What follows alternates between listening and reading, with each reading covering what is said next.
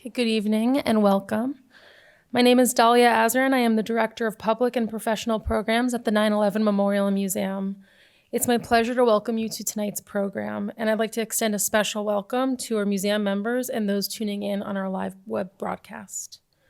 Before we begin, we wanted to use this opportunity to plug the 9/11 Memorial Museum's Visionary Network.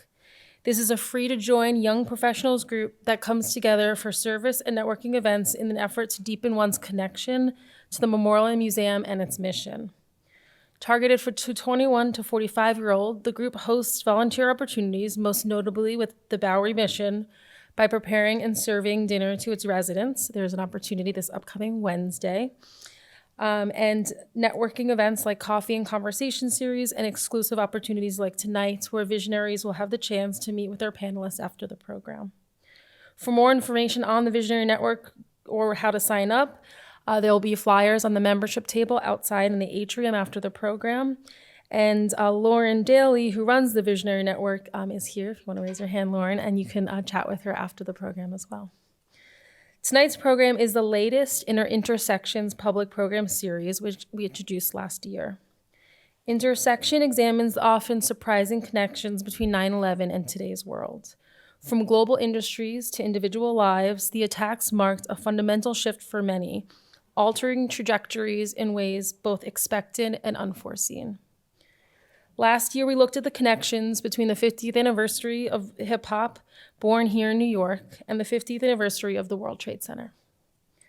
Tonight, we're going to be looking at how 9/11 shifted the lives of two New Yorkers. Both were in Lower Manhattan that morning, and both are now mainstays in the New York City comedy scene.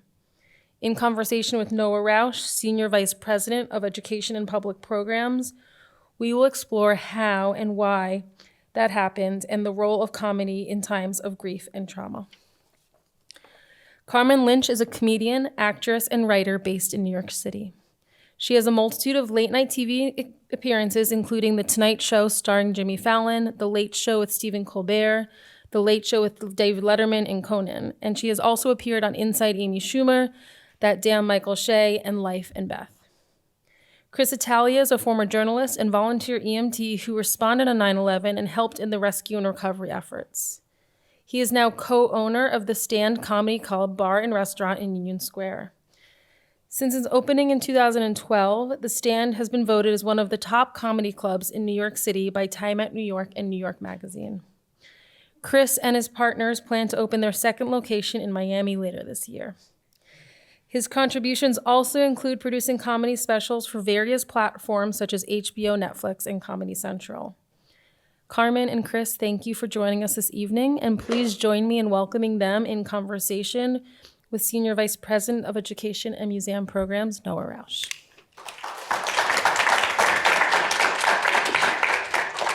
Thank you, Dahlia, and thank you all for coming. I see familiar faces and unfamiliar faces, which is great, so thank you. As Dahlia was saying, we have this thread of programs that we call Intersections, which is pretty new for us, and it's about the convergences of 9/11 and a variety of different sectors and themes and topics.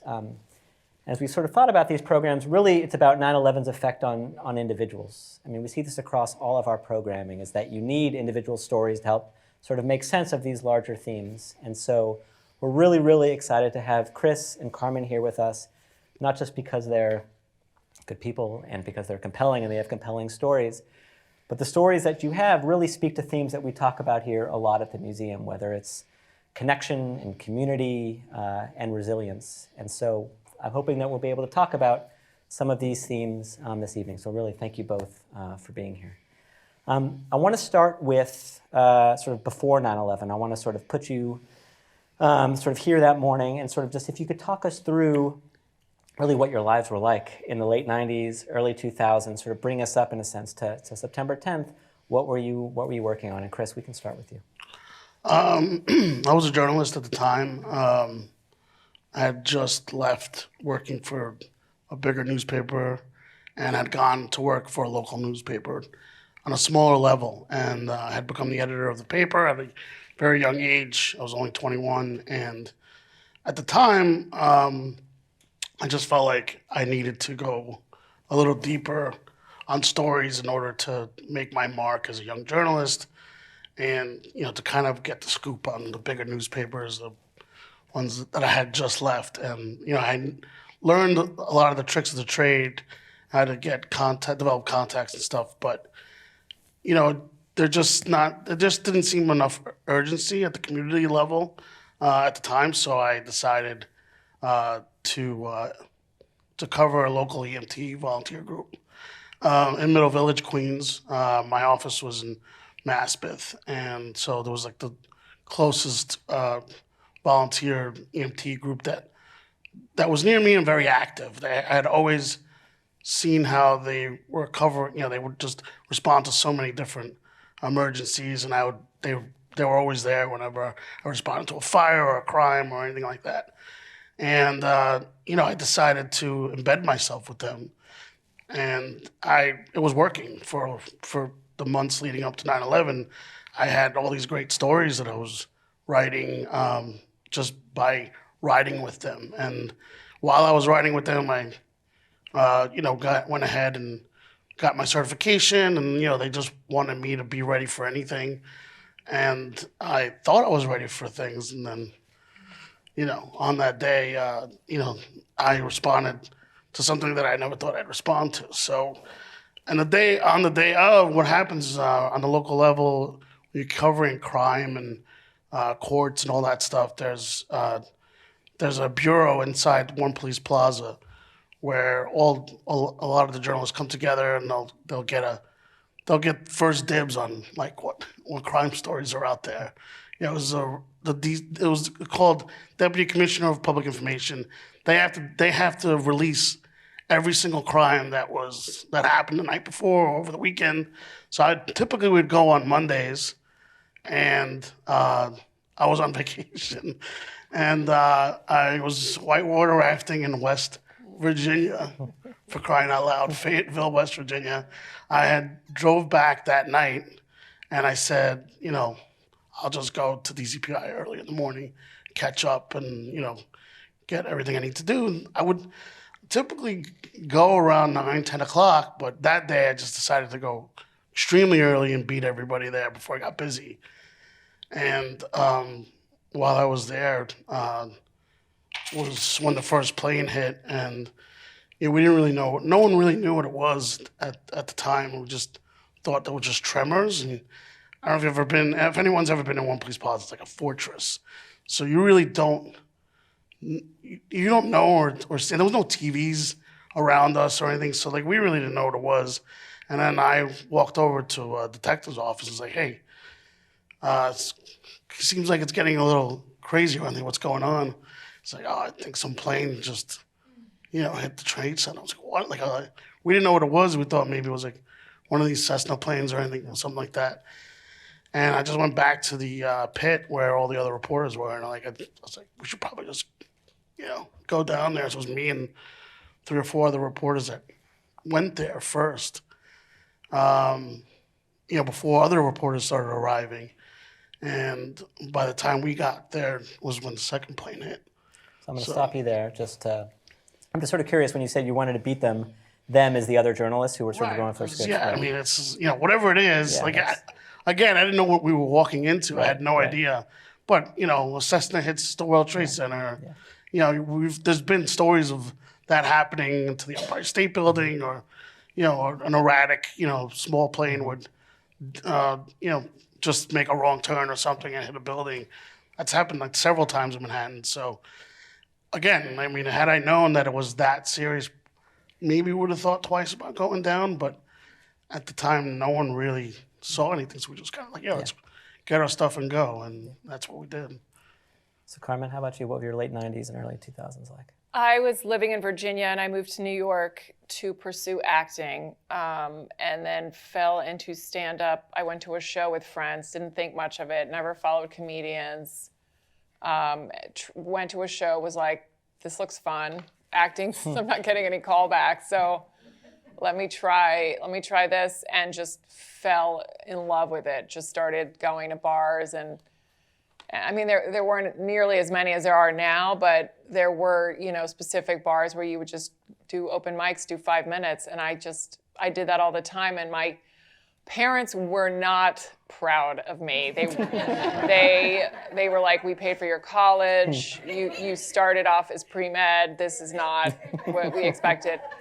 So I was like, fine, I'm going to get a job. And, obviously I was going to get a job anyway because comics don't get paid even when you're not doing open mics. It's a tough biz. But I was like, I will just do my own thing. So I just temped all the time. And I tempted Lynch for a while, which was also, that was my first job in New York. I tempted Lynch, which was, I don't know, I think it was World Trade 4 maybe, but I would walk through the Trade Center because they had the best underground mall with Largest coffee underground mall in the country was there. Yeah.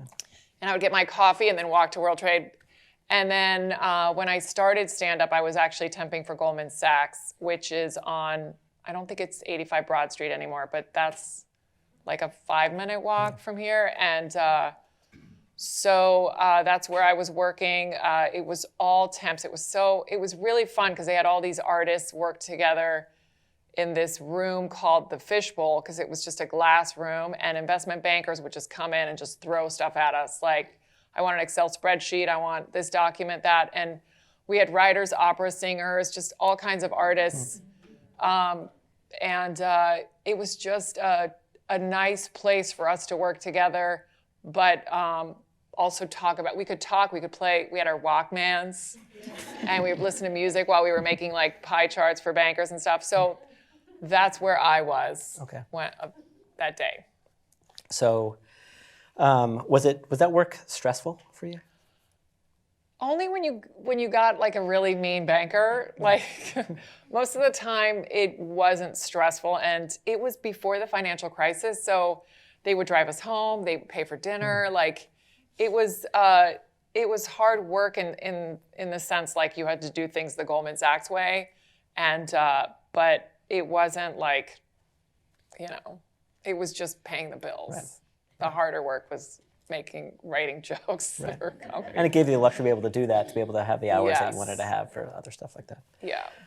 So let's bring us up now to September 11th, that Tuesday. You're at Goldman Sachs. Mm-hmm. What happened? I remember getting coffee. Now I was getting coffee at a different place, and a muffin, and it was right across the street, right by Water Street, and I don't remember exactly if I saw a little bit of smoke or papers flying or something, but I remember just something, just not, it wasn't very clear where I was looking. And so I went back upstairs, and this is the thing about Goldman Sachs. You never got the fun floor. You didn't get the fun floor with everybody all the time, the fishbowl. Sometimes you were assigned a floor with 2 people, and you had a strict supervisor. So that day, it was just me and this guy. And they were like, you can go. And we were like, what? You can leave. Right. And Goldman Sachs did not give you internet access. We didn't even have email access. We were temps, so we were at the very bottom of the barrel. So we only had this Goldman Sachs, I don't even know what to call it, this pop-up box, and you could just do you want to go to lunch with someone in the building? So I was couldn't look it up, I didn't know what was happening. So I emailed my sister, and I was like, is something happening? Because you could feel the tension. And I couldn't email her. So I was I WhatsApped her or whatever. I don't know what I did, but I tried to reach her, and she said that my email didn't finish. So I wrote gotta go, or I don't know. And she freaked out the rest of the day. I remember that. And but they were like, you gotta go. And then we went to the lobby, and it was packed full of real employees. And we were like, what's going on? So me and this other kid who was working, the other temp, we went there to see what was happening. And apparently when they told us to leave, it was when the second plane hit. So we had heard, through the insanity of the lobby, that a plane had hit, but we also thought it was a small plane. So we were like, this poor guy doesn't know how to fly. Let's go see what's, we had nothing else to do. I wasn't gonna go back to New Jersey where I was living, and they were didn't tell us anything. So we just walked over, and even then, like, I think the plane was facing the water, so we couldn't see. We saw smoke and we saw a lot, but it doesn't really register. And then it wasn't that much longer. We were at the do not cross like thing, which was pretty far. You could still see. And then the ground just shook and everything was like gray. And I was like, oh my God, what did I do? Like, what's happening? And I only thought of my parents. I didn't think of anyone else. I was like, this is going to kill them. I didn't think of my sister. I didn't think of anyone. And then just the rumbling, and then when things cleared out, I remember some guy next to me, like we were just hugging, and some guy started saying the Our Father, and then it just started to clear up, and it felt like, I mean, I came from Virginia and I had a very like conservative upbringing, but it just reminded me of like things you'd see on the news of like Sarajevo, or, you know, like just gray. And some guy was like, we're going this way. And other people were like, we're staying in this lobby. Because at this point I was closer. And I looked in the lobby and there were a ton of people. And I was like, I can't do that. I can't stay. What's the other building going to do? And when the first one fell, I thought it was going to be like this domino thing. I'm like, we're all dead. It's going to be this domino. It's not going to come down like this. So the other guy who was like, we're going this way, I just went with him. And then someone, I don't know, at some point said the Pentagon's been hit. And I just followed that crowd. It was like, go to the water. I heard people saying, go to the water. So we went to the pier. And it was either like an Au Bon Pain or one of those coffee type sandwich places that was like cleaning people up. And we went in there, and like that's when I saw myself in the mirror. And that's when I lost it, because you're in such a like, gotta get out of here, that I was like, what is happening? Like, it wasn't affecting me until I saw myself. And then I was like, I got to get out of here. Like, keep walking. Walking just felt like the right thing to do. So keep walking. So I thought of my friend. He was a manager at Friend of the Farmer, also an open micer who I did a lot of stuff with. Michael Brill. I just walked to Union Square. But at some point, I remember hearing a rumble and turning around. And that was when the second one, like I'd forgot, like everybody was just on a quest. And then you don't think about it, and then you hear that. And they were both so different, because the first one I couldn't see anything, but I was there. And the second one, I could see it. It was like right far enough away, but almost like more insane, because I could see the whole thing happen. And then it just went straight down, and the sky was so blue. It was such a beautiful day. And this grown man started crying, like screaming, crying. I'd never seen my dad cry. Grown people in the streets were just bawling. And then I was like, you gotta go.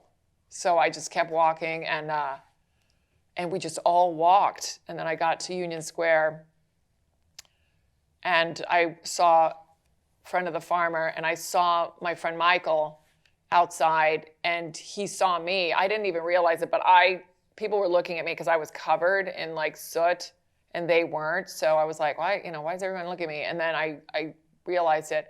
And then I saw Michael, and he started crying, and he ran up to me and he hugged me. We both started crying for a long time, but he was crying harder. Like, he was crying like deeper. And I was like, what's going on? And he goes, I thought you were my sister. And I was like, it was kind of funny. I was like, sorry, you know?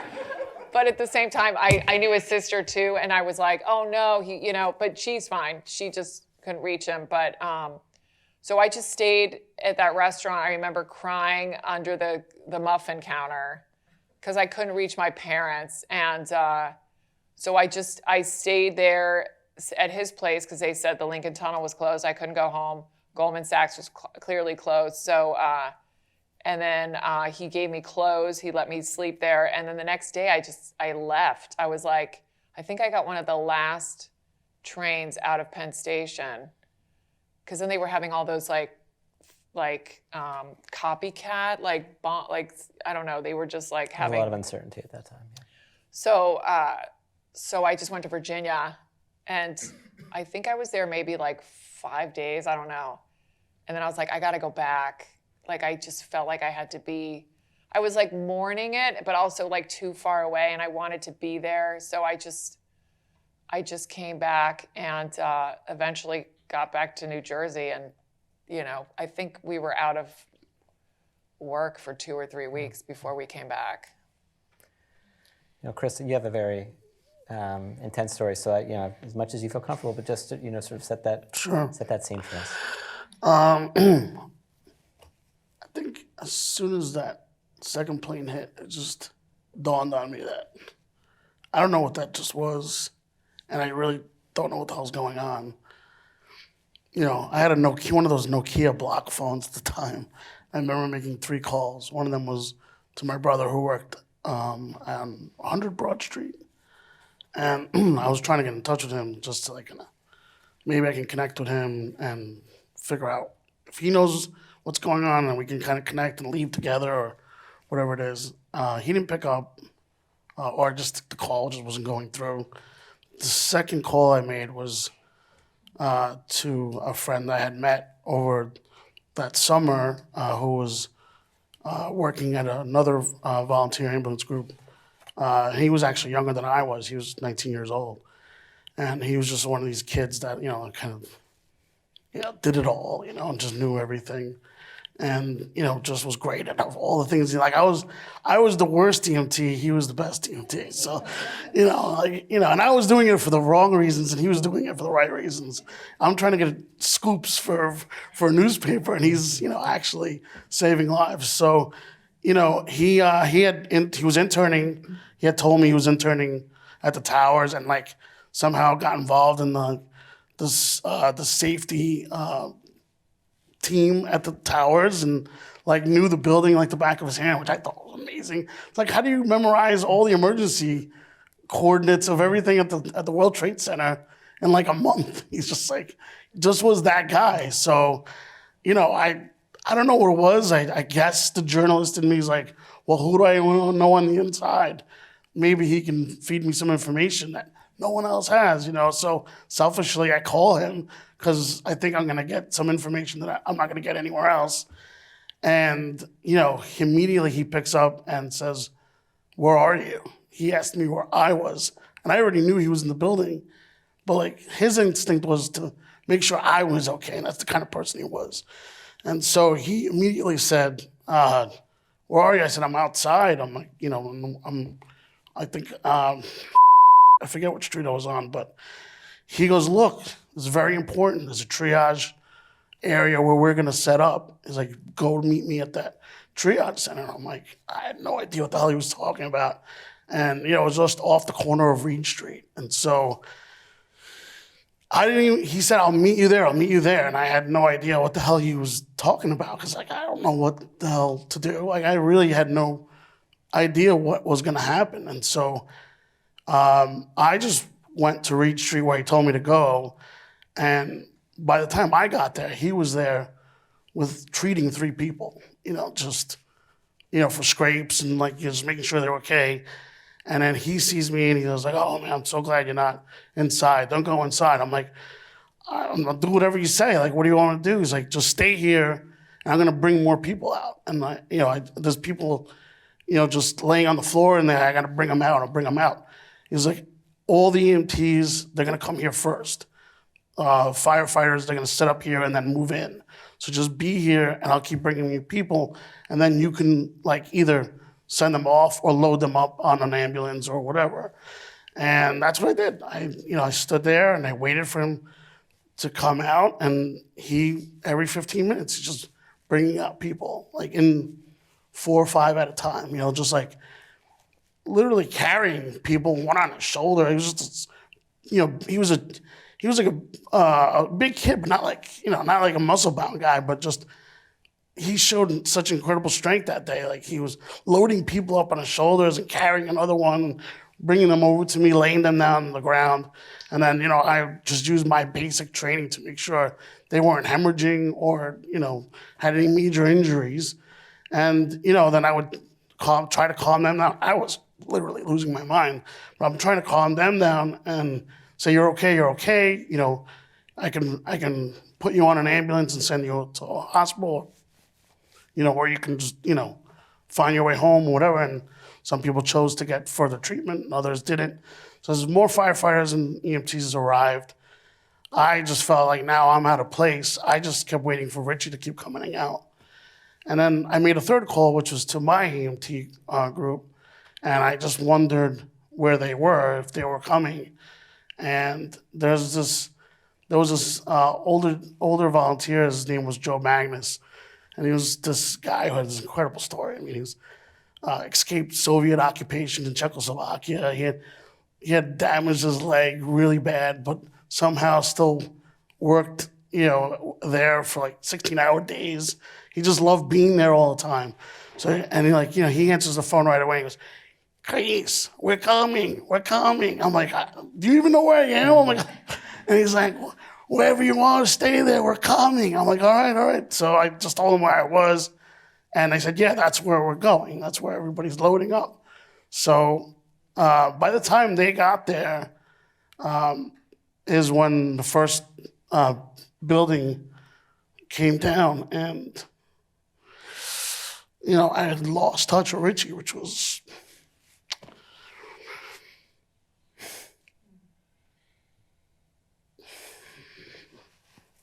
Just kept calling his phone over and over. I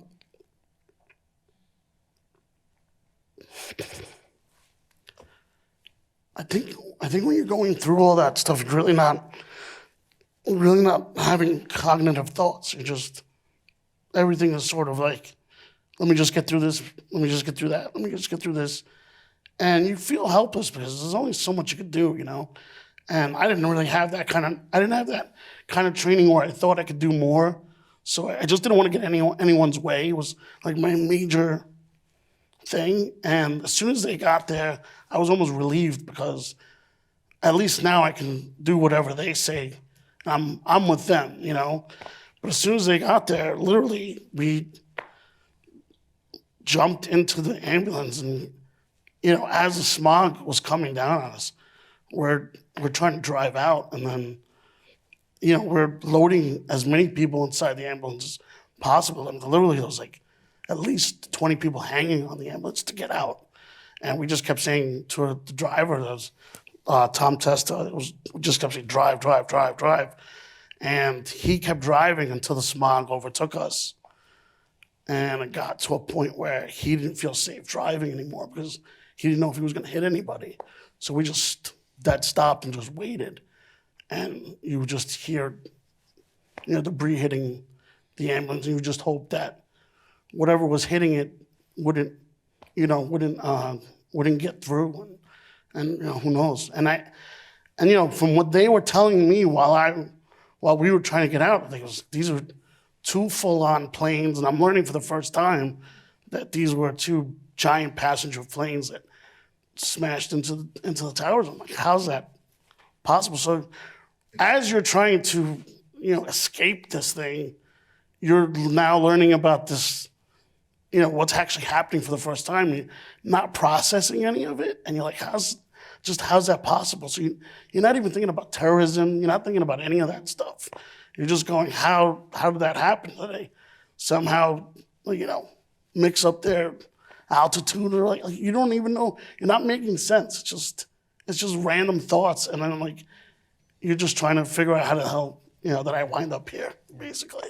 And so after that, once it cleared, we got out of there, and then as we were wondering what to do next, they were kind of saying, we're going to reroute everybody through through Chesapeake Piers. And they, that ambulance was so messed up that they said, there's not much we could do with this. We got to go get the other rig.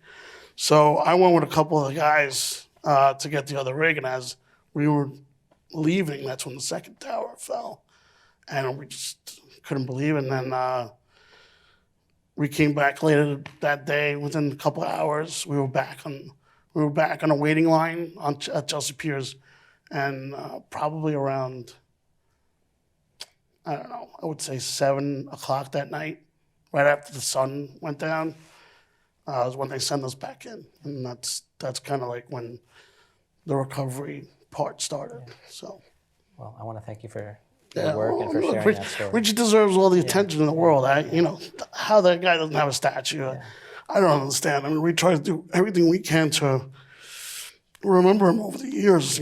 Start a scholarship, all that stuff, but it's never enough. You just don't know. Like, it's hard to tell that guy's story because it's like,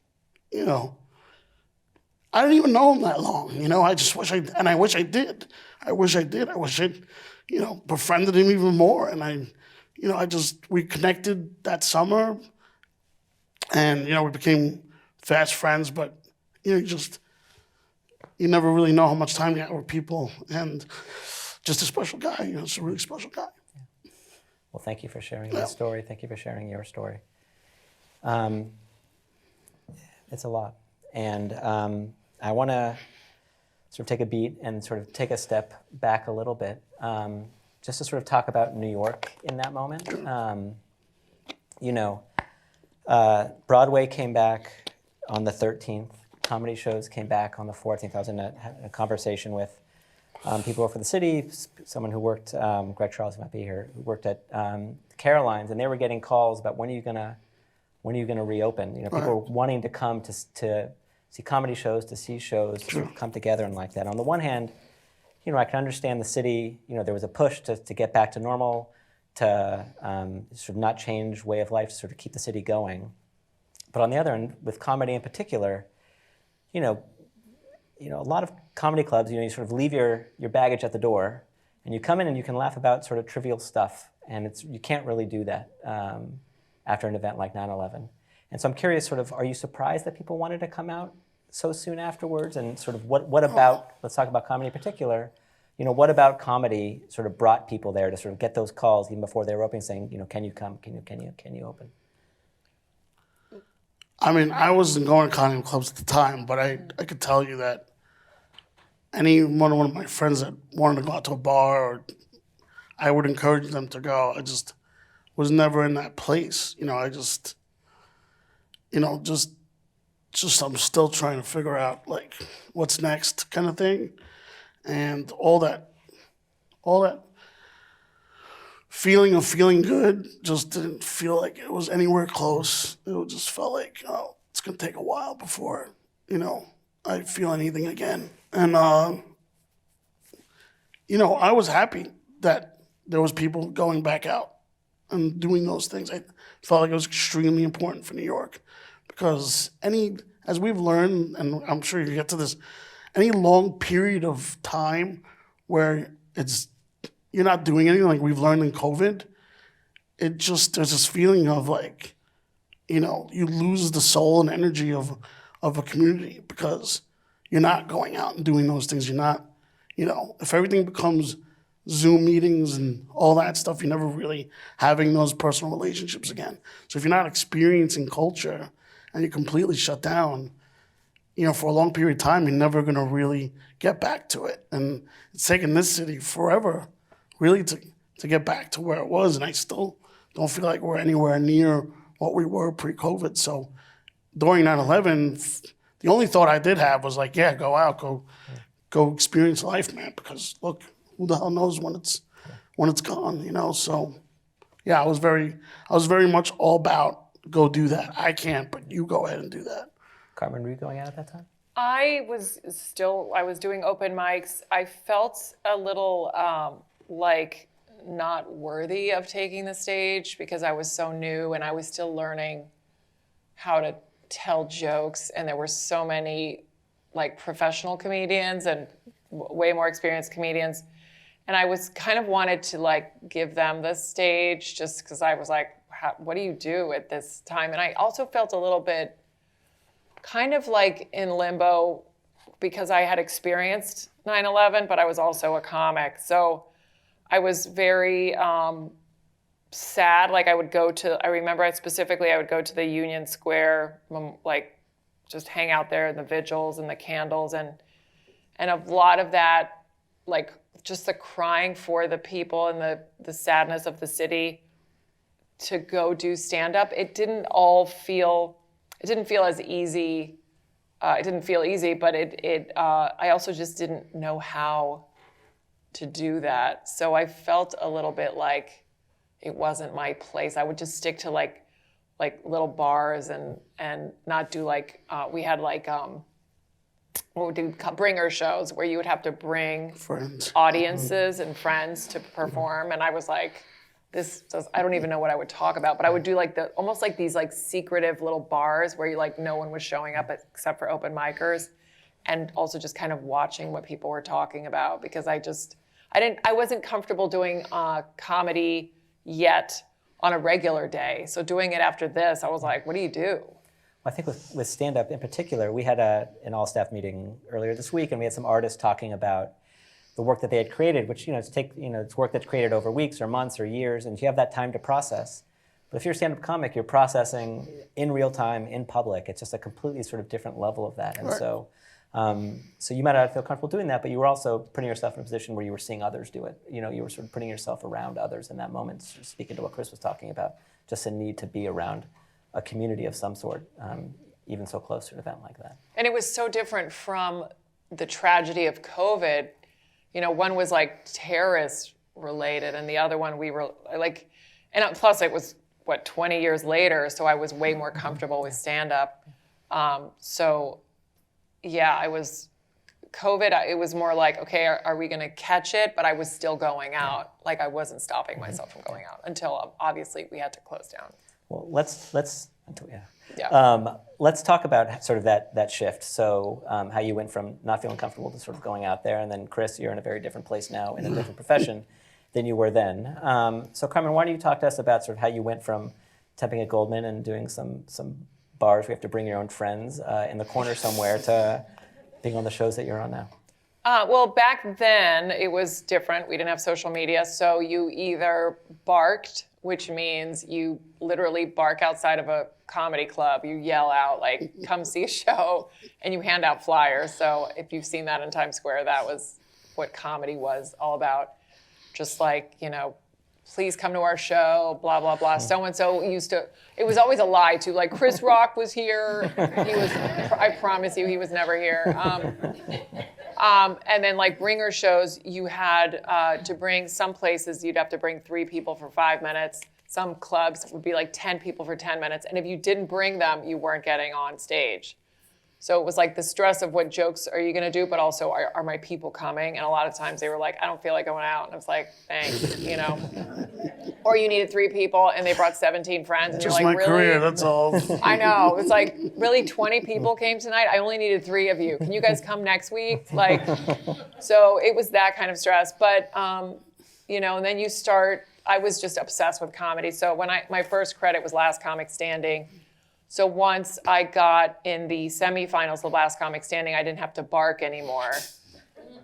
So I started getting more spots. And then other things happen. You start getting passed at other clubs. Then I started doing late night. My first one was Letterman, so that got me an agent. Then I started doing the road across the country. Then I would go overseas. My mom's from Spain, so I'd go to Spain. I started doing it in Spanish. So slowly it just started to, my career just started to grow. I started getting more fans, and social media came out. It obviously changed everything. So yeah, that was pretty much, you slowly get rid of the day. Yeah. I think during the crisis, I got laid off. I was, at this point, so I was at Goldman for maybe a few more years. And then they lay you off as a temp. They're just like, we don't need you anymore, because they got rid of the fishbowl. And and then I started working as a temp in Midtown at this insurance company. Much safer in Midtown. Yeah, that's the thing. I was like, oh, I feel like this is a good change. I'm in Midtown. And then they got moved to downtown. So we were back. So then I had to see like the construction, everything again. And I was like, okay, so I was back at that company. And then once 2008 or whenever the crisis hit, they laid off everyone. And then I was like, okay, you have to make this work. So then I just started doing comedy, and that's it. And you've done USO tours. You were in Iraq, actually, when bin Laden was killed in Operation Neptune Spear. They had a Last Comic Standing tour with Armed Forces Entertainment, it was funny to me because it was just me and one other guy who won Last Comic Standing. I'm like, I'm just a semifinalist. It was Alonzo Bowden. Oh, okay. So me and That's a good guy to be on the road with. What? That's a good guy to be on the road with. Oh, he's great. Yeah. And so we went to Kuwait and Iraq, but we went to Iraq, and when we landed, we found out Osama had just been shot. Wow. So, and it was like, they called it like a Black Hawk tour. So it was all these like little bases, and we would fly on these Black Hawks and go. And it was intense. It was intense. It was in the Humvees and all the, I forget what they're called, the cargo, the tanks and everything. But yeah, it was, I remember at one point, it was this tiny base, and Alonzo was on stage, and these soldiers were like kids. I mean, to me now, but even seeing them then, I was like, wow, these guys, there was one base in particular that did not take women. There was one woman there, and she was a translator. I remember one point, Alonzo was on this like little tiny piece of wood that was the stage. And some of the guys just got up and left because this bomb exploded, like they heard something. But they would show you where the bunkers were just in case you had to hide. I remember one time I'd only been doing comedy, I guess, when was it? It was, when did he, 11. I think it was 11. But I remember I was like, I'll be right back. I'm going to go to the bathroom. And this soldier guy came with me, and I was like, what are you doing? And he's like, I have to follow you. And I was like, oh, I'm like J-Lo. Like, I have a guard. And he literally stood outside of the bathroom and waited until I was done. And, they just went with you everywhere, to the dining hall, everywhere.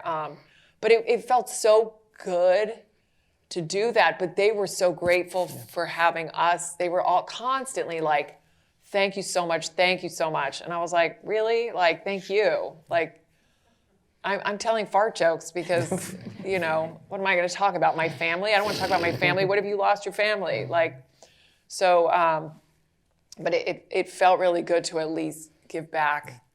Yeah. Yeah, that's great.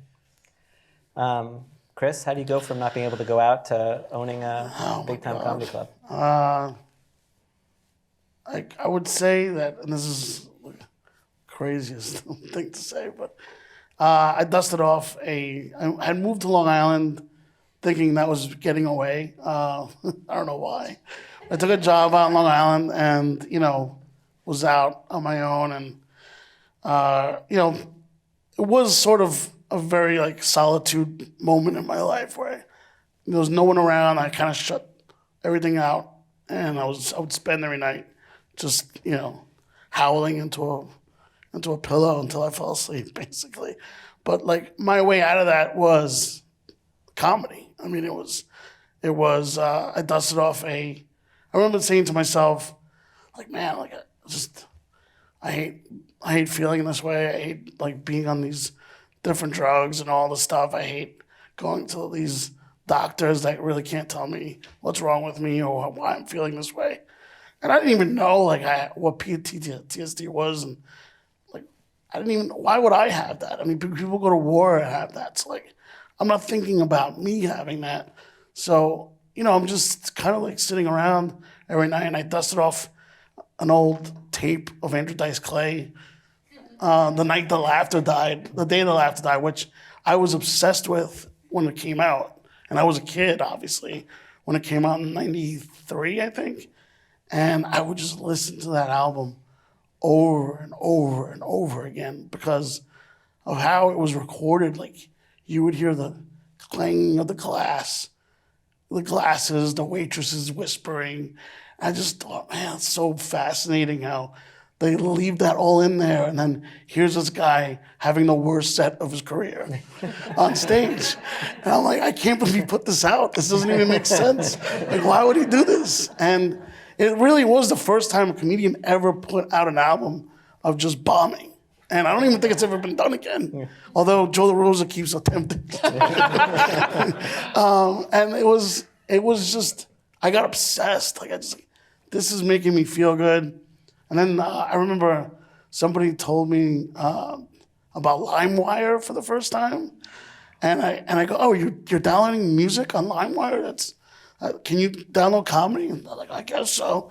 And so I go on, I download LimeWire, and I'm on my iMac computer, and I'm downloading every single comedy album that was available because I didn't know where else to get it. There was nowhere. If you didn't find it at Tower Records, there was no online place to really find. I think I remember discovering CDBaby.com or something like that.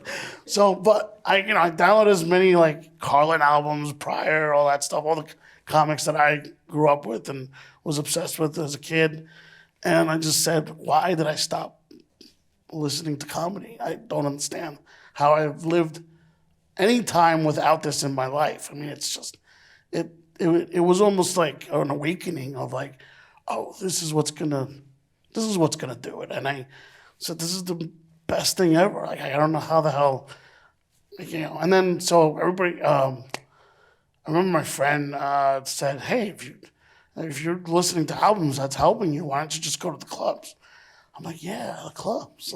I'm old enough now. So I remember the first time I went to a comedy club, I got these free tickets for the comic strip, bring 10 of your friends or whatever it was. And I said, yeah, I'll go to a comedy club. And I remember just, I guess about a year after is when I started actually physically going to stand-up comedy clubs. I would go to the Cellar, the Carolines, sometimes the comic strip.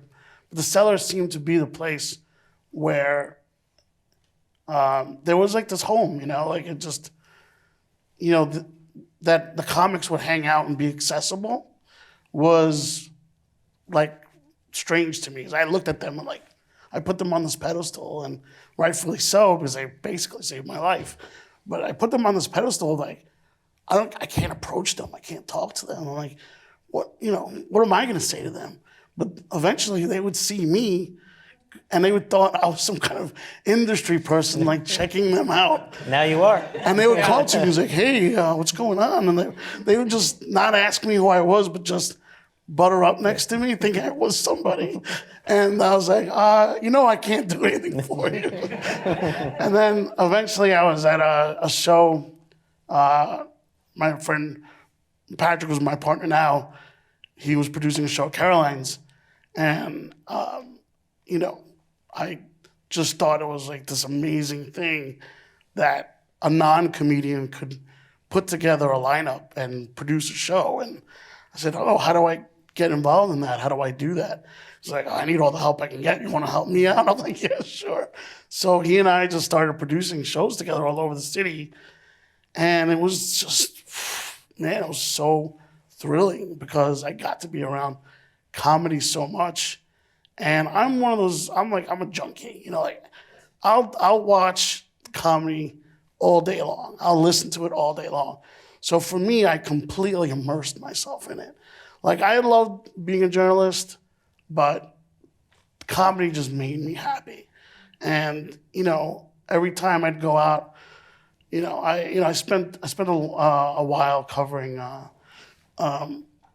autism, and I remember just like, getting myself into places that I just didn't understand why we started covering.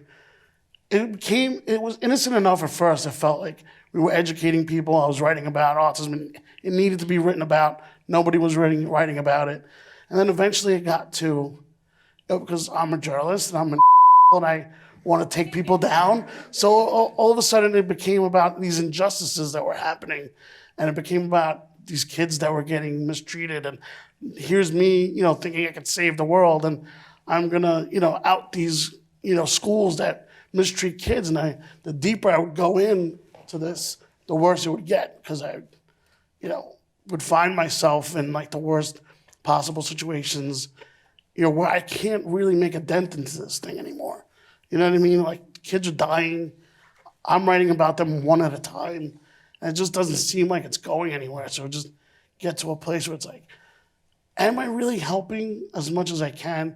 Or can I pivot and do something I love and be part of a community that loves me and I love them back, and, get, this instant gratification. And if I can help a lot of people at the same time, make them feel the way I feel, then, mission accomplished. I think I had gotten to this like pinnacle as a journalist and say, I don't think I can do more to help people. I got to find another way to help people feel good about it. And I was getting that by producing comedy shows. And so by the time, I guess 08, 09 rolled around, I had finally made the decision. I think journalism is dying, unfortunately. I don't really love the way it's going, and I just feel like, magazines are dying and newspapers are dying, and maybe this is really what I'm supposed to be doing. And I made the transition into comedy. I made no money for 2 years. As a producer, as a manager, as a whatever the hell I was, and I still was trying to find my role in it. And then, as I was working with comedians, helping them develop their stories, helping them write scripts or whatever they needed me to do, this idea for a comedy club came in 2011. And really there was this guy, Carmen knows, Mike DiStefano, who's like, was all about like, you got to do this. You got to, before he passed away, I was like, you're going to do great things in this business. I'm like, if you say so, I have no idea what I'm doing. And, I had tried everything. I told Carmen earlier, early on I had met this comedian, female comic. Her name was Maria Shahada, and she's a wonderful comic. She lives in London now, killing it. She's amazing. But I guess she just saw me as like this sad little puppy, and she would just take me around to all her hell gigs. And I go, I can't believe comedy's done like this. This is insane, And right around that time, like, podcasts weren't a thing, but internet radio was. So I had just gotten this idea to take an extra room that I had in my apartment and build a studio for no reason other than to get comics to come to my apartment and do a show together. And so I would produce their internet radio show. Maria was one of them. Jeremy Schachter was another. And that's the thing. I think it was like 10 episodes in, and Carmen came to my apartment. I don't think you remember that. I don't. So, wait, what did I? It was you were her guest. Yeah. She would get different friends. I met Eliza that way. I met Liz that way, and so like it was just I go, I can't believe you're bringing all these awesome comedians to my house. And we would do this internet radio show. It was so much fun. And then I would just start helping other comedians do the same thing. And then, the more engrossed I was in that, the more I just became part of the community. And then by the time this idea for the stand came along, it just, we had built so much goodwill with comics that I was so gratified to be able to return the favor and build this home to give them stage time and return the favor to them. Again, I always say this, comics saved my life. And I just want to build a place where people can feel the same way I do. And I always tell comics, like, whatever feeling you're having right now, when you get on stage, you're not going to feel that. And just remember, there's always going to be somebody like me that needs it, just really needs the medicine. And, 10 years, 12 years later, I can't believe I'm talking about expansion of, opening a new club and producing comedy specials. Like, I never thought I'd be able to do something like that. I started out by listening to an album, and now I'm making them. So it's just a strange feeling to go through all that and find myself, actually as a member of the community. It's been an incredible ride. Well, that's wonderful to hear. Congratulations. Yeah. I mean, it's unbelievable. And just like the power of comedy in these moments. We can continue to go deeper and deeper to sort of understand how that is, and the effect that it's had on you, the effect it's had on you as well, has been really, really beautiful to see. I will say there's been a lot of words spoken on the stage that have not been spoken previously, so thank you for that. But it's great. We have maybe a minute or two for a couple questions, if there are any from the audience. Jack, over there. And if you can just wait for the microphone. I know some topics are always a little bit off kilter that people wouldn't address in a comedy club, but I was wondering now, do people do any sets based on 9/11, or is that still a taboo subject? I don't think it's taboo, right? I mean, it's just not, you don't hear about it You don't. much. I think it was more at the time. Yeah. Like within the first 3 years, you would get 9/11 material. I think now it's just something that's kind of like so old. 20 years ago, no one's really ever making 9/11 references. As far as I wouldn't say it's a bad idea. If you have a 9/11 joke, go for it. But I think it was more the first 3 or 4 years after it happened that you would have comics talking about it all the time. You would have. There was a lot more comics doing it, and I mean, Carmen could attest more than I can, but I mean, they were attempting to, right? Yeah, I mean, I was never one of those, like, I never had a 9/11 joke, but there were comics who did. Right. And, but yeah, after that, it just, other things started to happen in the world. Like, there were phases where, like, no one stopped talking about Trump, obviously. Like, really, he's going to be our president? That's, huge for comedy. Absolutely, yeah. And then it was COVID, but we were shut down. So you came back from COVID and everyone had their COVID story that they had to share. So it's just, everything's kind of shifted into different subjects, but I haven't heard anyone talk about 9/11 in a really long time. Yeah, I mean, maybe one day there'll be a comic who decides to do a 9/11 special. Who knows? Yeah, go ahead. Hello, good evening. When I first heard about this program that you were putting together, and the title of it was Grief and Comedy, I was really intrigued about that, because I was thinking, how would you blend the two together if it came to that? Like, if you were doing a show, or if somebody was doing a show, and I say that because, it's always said, never forget. So we don't want people to forget. And it's not that fun or is being made of the situation, but that's what drew me here. I was the NYPD police dispatcher on 9/11. So, I'm always trying to find a sense of laughter, and not laughter in the situation, just to find some laughter. And if maybe I could connect with a comedian if I went to see someone. And I don't know if to say they're making a joke, but is there any way to blend the two? I mean, comedy it's kind of crazy, but like when I first started stand-up, I remember learning, because I took a class because I was too afraid to just walk into a room and try it. But one of the first things this comedy class taught us was tragedy plus time is comedy. So it is interesting how tragedy is a part of the comedy formula. It just needs time. So a lot of people, for example, Jessica Kirson talks about her daughter who has heart problems, and her daughter at the time she found out was like 1, and she had open heart surgery, and she had these amazing ways of talking about her daughter that were funny but also tragic, and but it was her way to heal.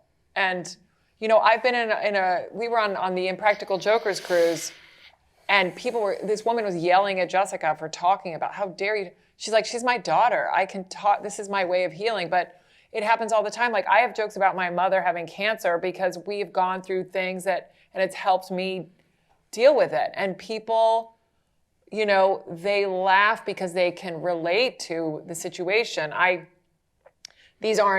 Other things aren't as nearly as tragic. Like I wore a back brace because I had scoliosis, but I'm 6 feet tall and I was at a new school. So for me, that was my tragedy in in the 8th grade. And I've had a ton of people, come up to me and say, my daughter was wearing a back brace. She feels really left out, blah, blah, blah. So there are ways of talking about, you know, difficult situations, especially if they're personal. And it helps you break it down. And what was interesting when we first started doing stand-up, when I first started, people were afraid. There were comics that were afraid to go to therapy because they were afraid it was going to make them unfunny. And they're like, well, what if my shtick is my mental, you know, my blocking what my dad did or whatever. But therapy actually helps you because you find out so much more about yourself. And now the whole world's in therapy, not just New York, but you can go to Ohio and they're doing therapy out there.